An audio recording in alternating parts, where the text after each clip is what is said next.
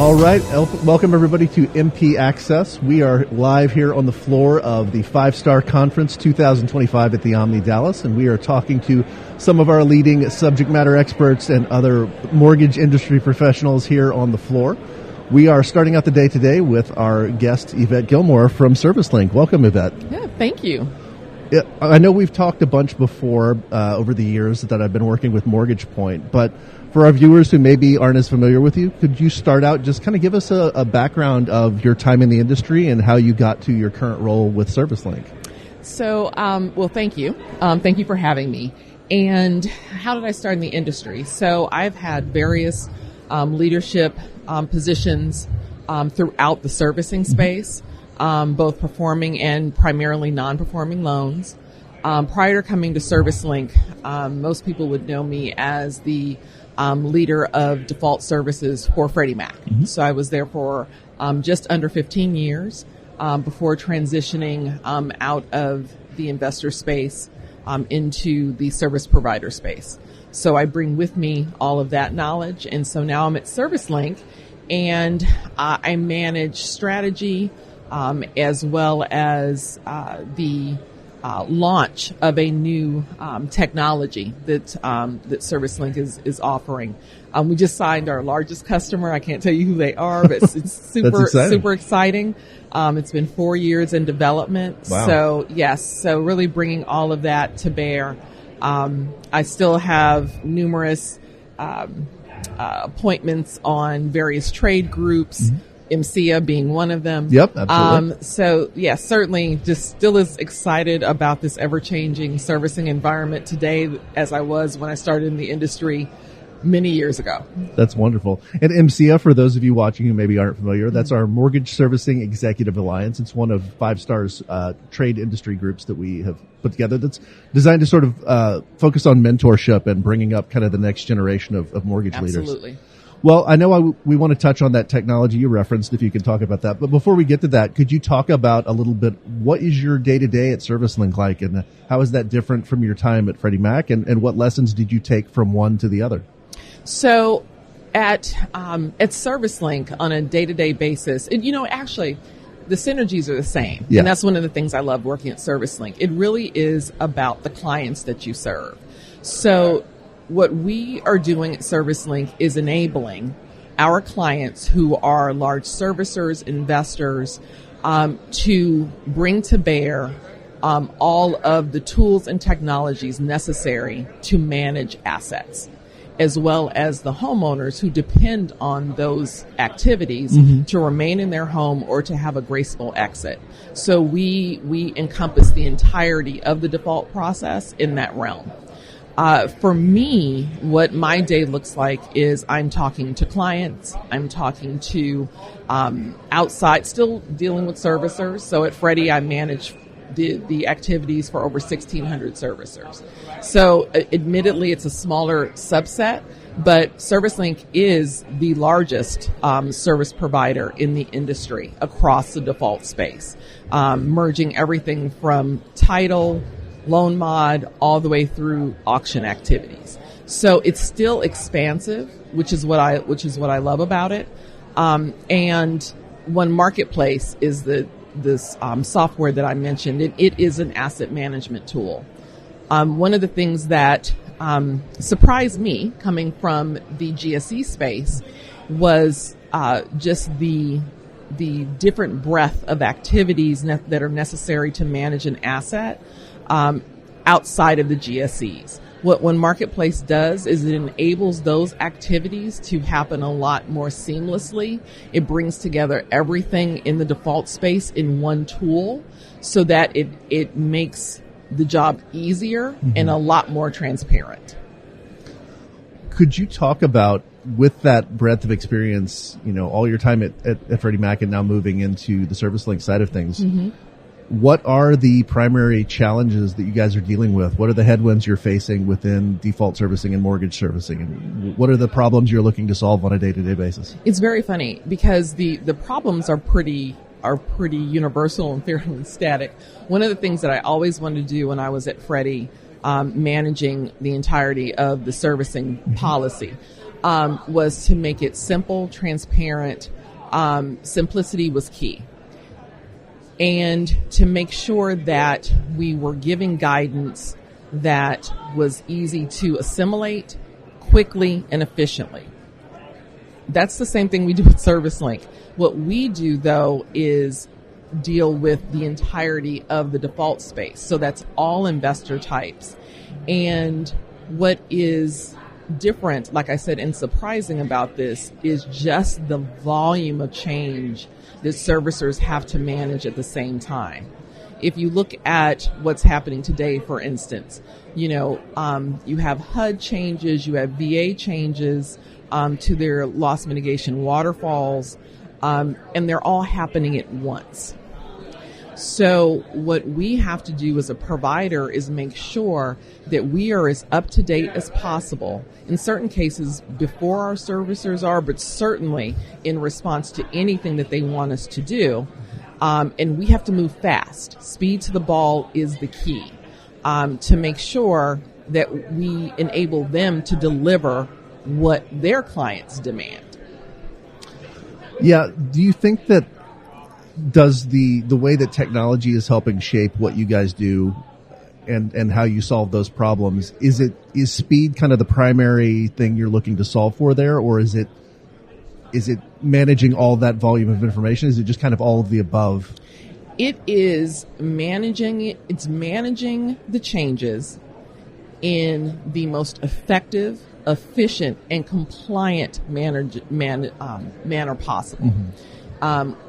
Compliance is a big deal. The way that you do things, the way that you document your processes, the way that you can explain why you went from point A to point B to C and D is as important from a risk perspective as is what you're delivering to the client. Mm-hmm. So really is everything all at once and breaking it down into pieces so that it's easily digestible and it can happen in the manner that the client needs it to. So we're responsible not just for understanding our own processes, but really being as intimately to really understand what our clients' individual needs are. Right. Every client is different. You would think, it's just a loan. But the way it's managed and the way it's managed by our clients can vary quite differently. The ecosystems are very different. You touched a little bit about this technology that you guys are excited about. Could you dive a little bit deeper into that? I'm sure you're excited to talk about that. Yes, absolutely. So the easiest way that I say this is what we do in servicing is manage enormous amounts of data. What One Marketplace does is it takes all of that data and puts it into one system so that you don't have to go to various other systems to manage one default process. And if you think about it, there within the servicing space, if you make an error, if something was late, even by a couple of days, it can have a downstream impact that will not be felt for years. And so you end up at the end of a default cycle and then realize that you have a loss based on something that happened 18 months prior. Right. What One Marketplace does is it actually allows the client to see the impact of those decisions that are made today on tomorrow's outcome by using historical data as well as actual data for today to be able to forecast what the outcome is going to be. It allows the client then to make decisions today that can increase the likelihood of a better outcome tomorrow. Are there any other projects you guys are working on there at ServiceLink that you'd like to shine a light on? I know this is the one you're the most gung-ho about, mm-hmm. but what else do you guys want to share with our audience? So we are working on some client integrations throughout the space. So we're working with various technology partners to make sure that our systems work with theirs. So we have a couple of those that are working, that are being worked on. We're making huge advancements in the auction space, to make sure in the asset management space as well, that we're bringing to bear as well for our clients. So those have us super excited. Well, I want to pivot a little bit. You are emceeing our Women Housing event this year, and yes. I know you've been involved with that in the past. Mm-hmm. Could you tell us a little bit about what you're excited about that, what that means to you personally to be serving as host essentially for this long-running event? This is really, really important, and it's a fun event as well.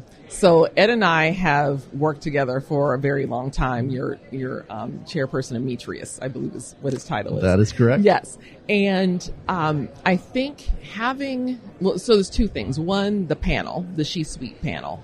We are bringing together just the top, some of the top women leaders to really sit and talk about their career journey. Sometimes we underestimate the value of hearing from people that we see about how they got there, why they're there, and how meaningful it is to be a mentor, how you become a mentee. So we'll be discussing those types of things. That's really important. The recognition of women in servicing is very, very important.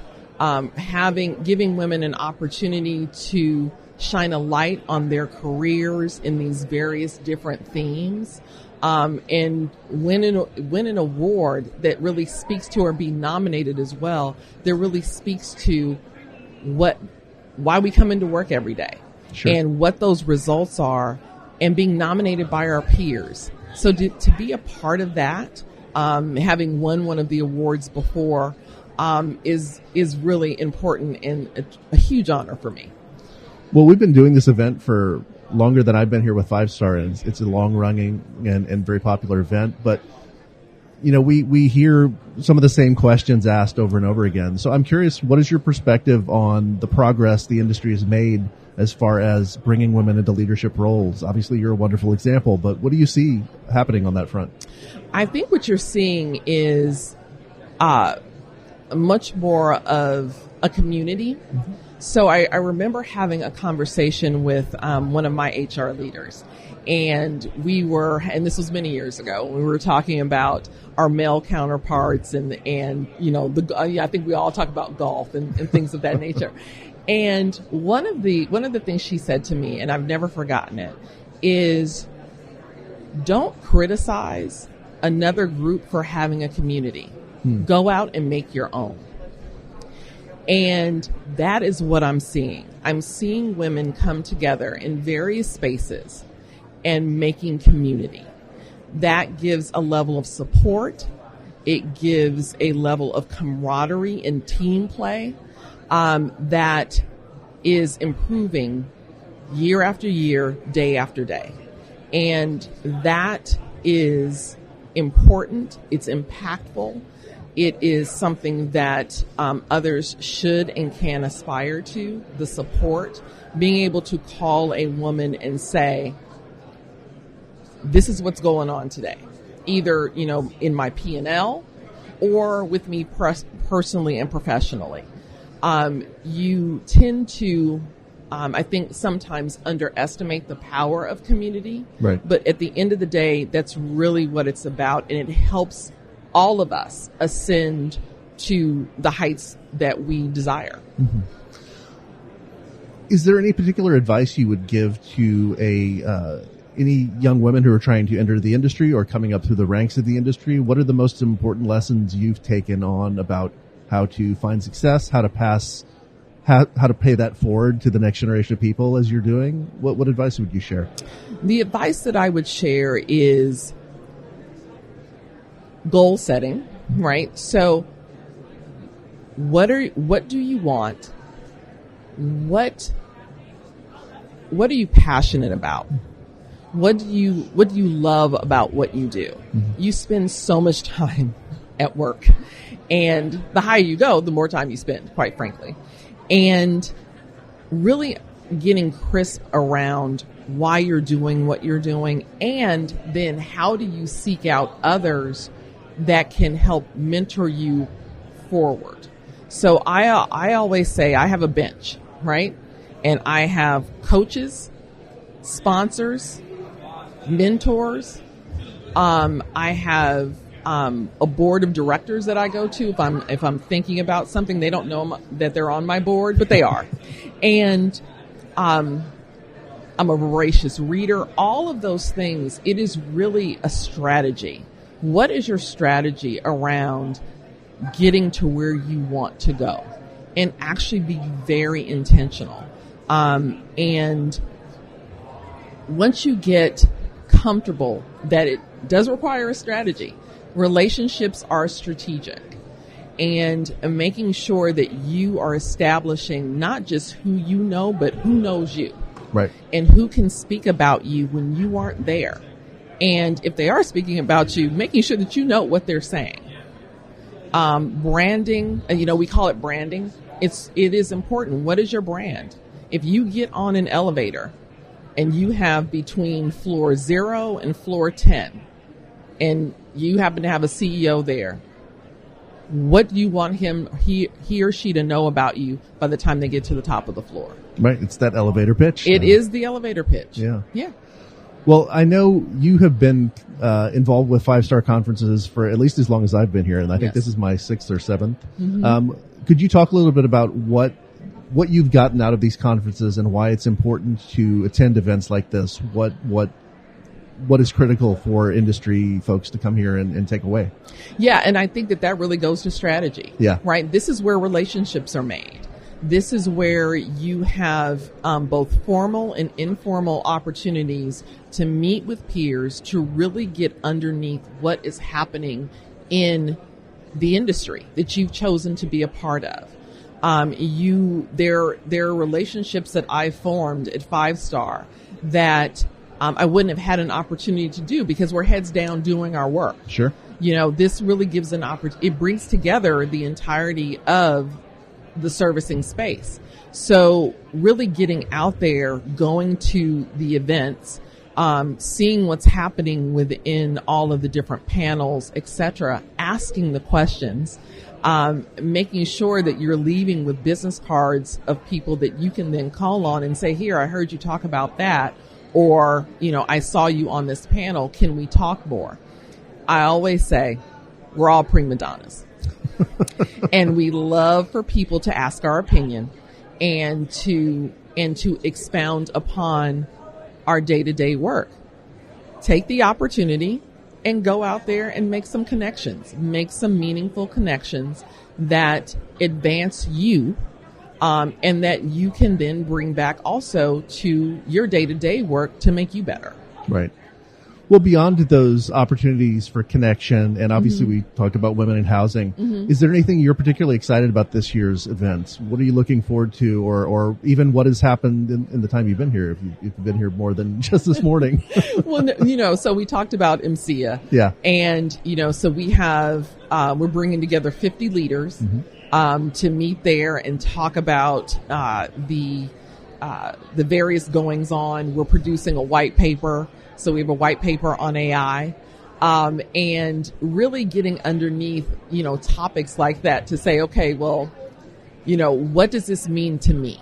What can these technologies bring that, again, make us better? Not change for change sake, but actual real solutions that make us smarter, that make us more efficient, and at the end of the day, allow us to provide the service that we're pledging to do. So, again, bringing leaders together in a room is super exciting for me.